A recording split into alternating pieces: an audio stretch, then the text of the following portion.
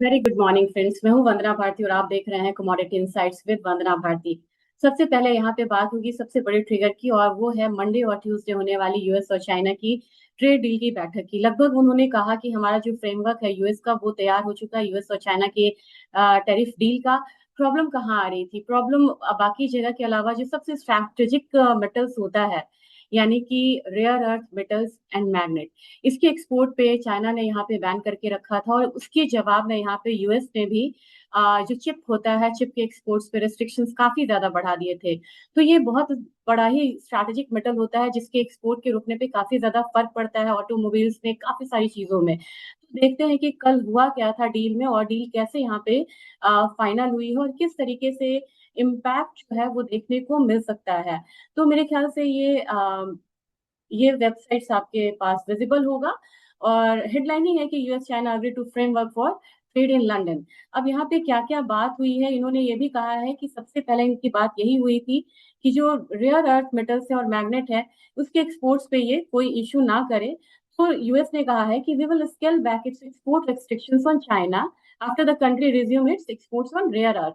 तो ये काफी इंपॉर्टेंट यहाँ पे एक डील होने की संभावना है, जिसकी वजह से मार्केट में हम लोगों ने एक अपसाइड आता हुआ देखा है।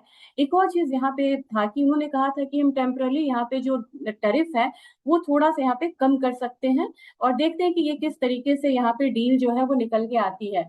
इम्पैक्ट ये है कि मैंने आपको कहा था कि अप्रैल में जो ट्रेड डील हुई थी, उसके बावजूद यहाँ पे कल के वीडियो में मैंने आपको कहा था जो एक्सपोर्ट है चाइना से यूएस के लिए, वो 32% कम था, और अप्रैल में भी कम था। यानी कि इनकी डील हो रही है, लेकिन इतनी ज्यादा अनसर्टेनिटी है कि उसका बहुत ज्यादा इम्पैक्ट नहीं आ रहा है। तो लेट्स सी इस डील का कितना इम्पैक्ट यहाँ पे आता है। इसकी वजह से क्या है कि डॉलर में हम लोगों ने देखा है कि एक थोड़ा सा स्टडी मतलब अपसाइड है, और पॉजिटिव एक मूवमेंट जो है वो देखने को मिल रहा है। तो आज के दिन में थोड़ा सा आपको डॉलर हो सकता है कि तेज हो, क्योंकि यहाँ पे डील हुई है। और एशिया में आप देखेंगे तो थोड़ा सा मतलब डाउन है, लेकिन एक देखते हैं कि अपसाइड आता है या नहीं आता है। लेकिन अगर पूरे बाजार को आप देखेंगे कि पूरा बाजार यहाँ पे कैसे रिएक्ट कर रहा है, ग्लोबल मार्केट को देखना आपके लिए काफी जरूरी है। तो आप देखेंगे कि डाउ जोन्स यहाँ पे थोड़ा सा अप है, एसएनपी भी अप है, नेस्डेक भी अप है यहाँ पे। और इनका जो विक्स है, विक्स यहाँ पे डाउन साइड आया है, यानी कि एक पॉजिटिव मूवमेंट है रिस्कियर एसेट क्लास के लिए। साथ में देखेंगे तो एमएससीआई वर्ल्ड जो है वो हल्का सा यहाँ पे डाउन है।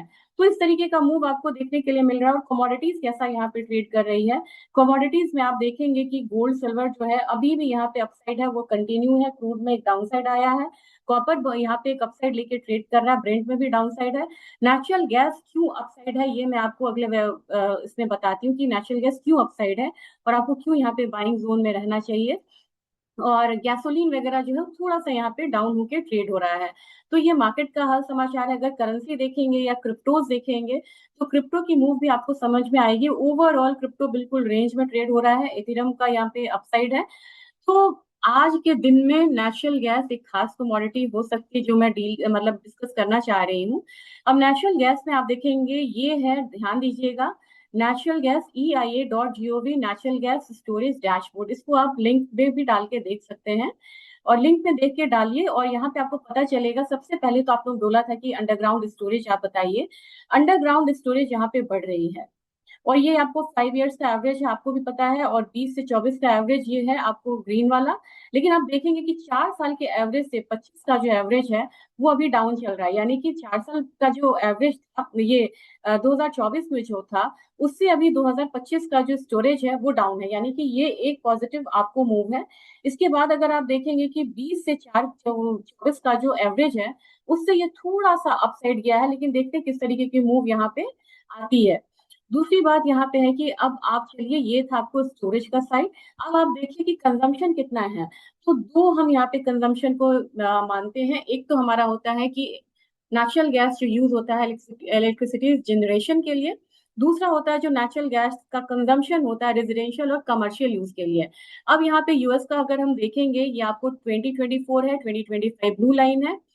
पहले तो यहाँ पे जनरेशन में कंजम्पशन था वो कम था, लेकिन अब ये कंजम्पशन बढ़ता हुआ आ रहा है और क्रॉसओवर की तरह दिख रहा है। तो मुझे लग रहा है कि इलेक्ट्रिसिटी जनरेशन में भी कंजम्पशन बढ़ा है।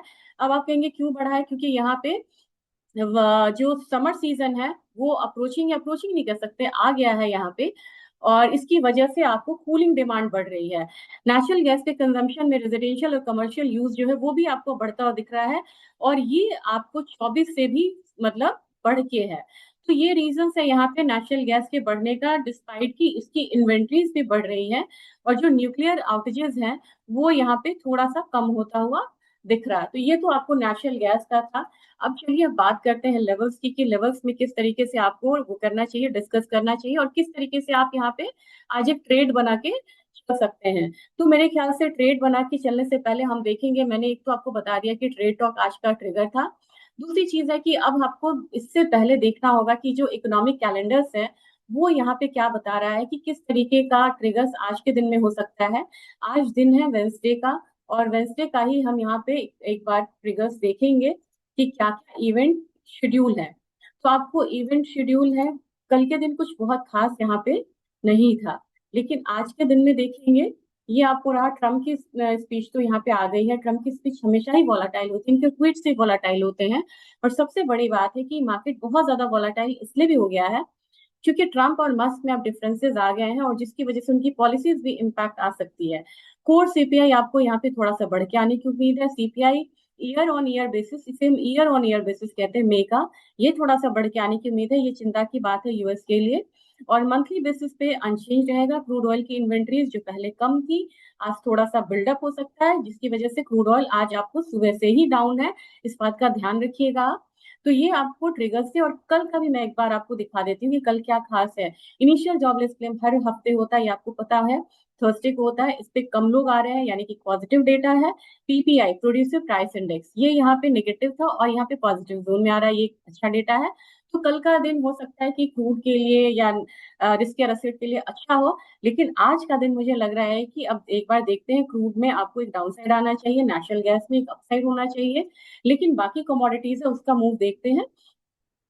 तो बाकी चीजें तो हुई हैं। डॉलर इंडेक्स में देख रही थी, डॉलर इंडेक्स 99.19 के करीब है, और यहाँ पे 99.19 है। ये थोड़ा सा एक अपसाइड जो है वो लेता हुआ दिख सकता है इंट्राडे में, और मुझे लग रहा है कि 99.35 और नीचे की तरफ 99, ये इसका आज एक ट्रेडिंग जोन हो सकता है डॉलर इंडेक्स का। हालांकि बहुत रेंज में है, आरएसआई इसका 35 आ चुका है, तो आप समझ सकते हैं कि कितना बिल्कुल डी वैल्यू होके ये जो टूल है ये ट्रेड हो रहा है।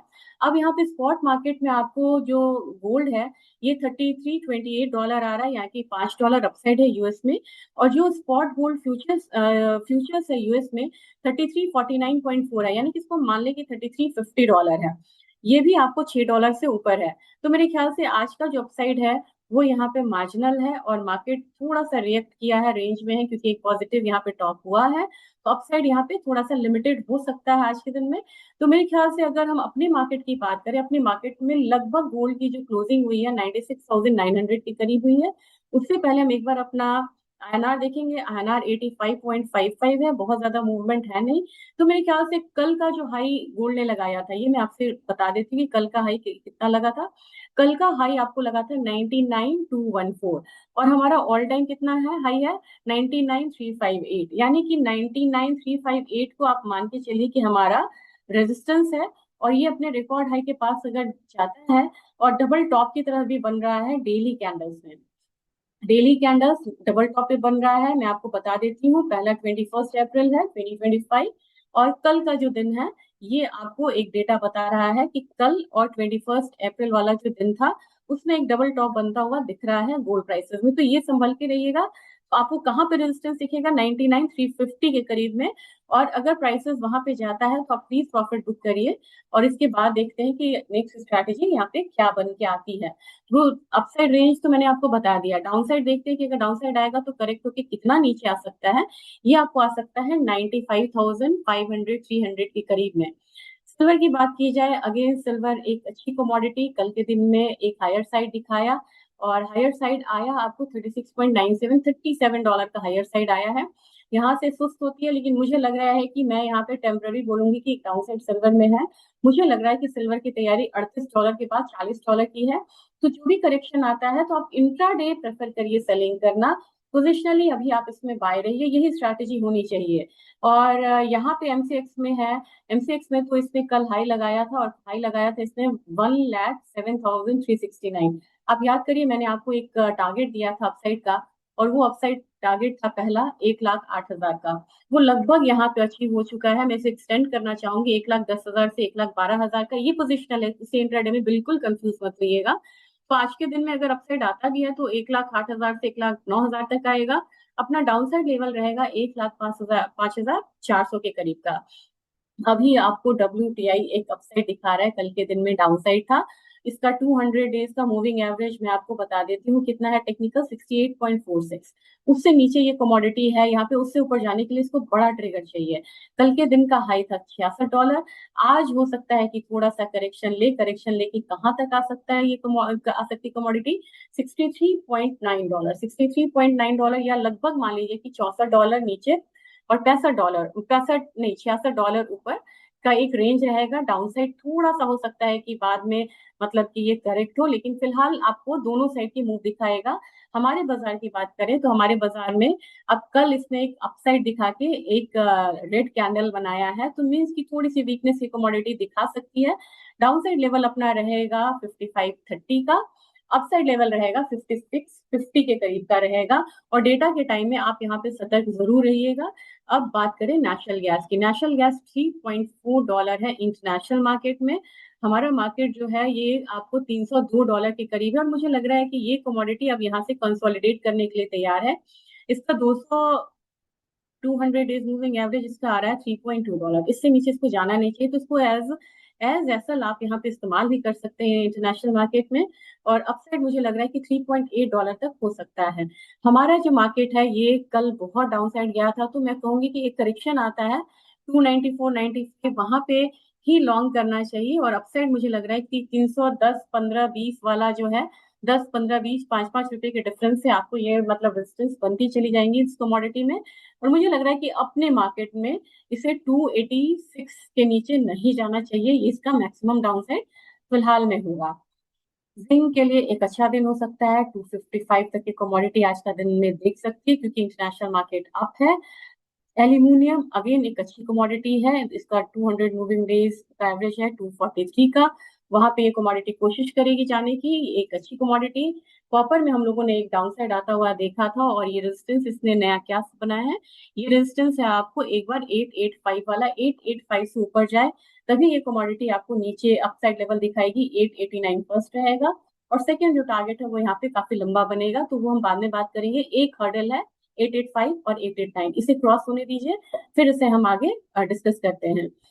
और एग्री कमोडिटीज में मुझे लग रहा है कि एग्री कमोडिटीज में मैंने कल जीरा में आपको बाय कहा था, लेकिन जीरा मतलब कि अपसाइड बोला था।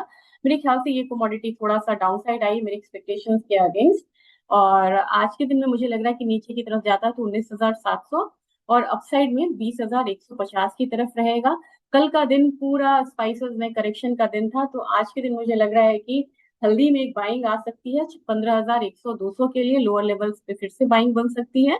और कोरिएंडर में भी मुझे लग रहा है कि कल एक अपसाइड दिखाया था, लेकिन करेक्ट नहीं हुआ, पूरा स्पाइसेस काउंटर आपको एक प्रॉफिट बुकिंग के दौर में था। आज के दिन में 7200 का हो सकता है कि आज से कल में आपको आता हुआ दिखे, और डाउन साइड लेवल आपका रहेगा 7080 के करीब का। कैस्टर में हम लोगों ने काफी अच्छा ब्रेकआउट आता हुआ देखा, और कल कैस्टर में मैंने आपको कहा था कि बड़ी स्ट्रॉन्ग मूव इस कमोडिटी में आ सकती है, और 6800 का मैंने यहाँ पे अपसाइड टारगेट दिया था।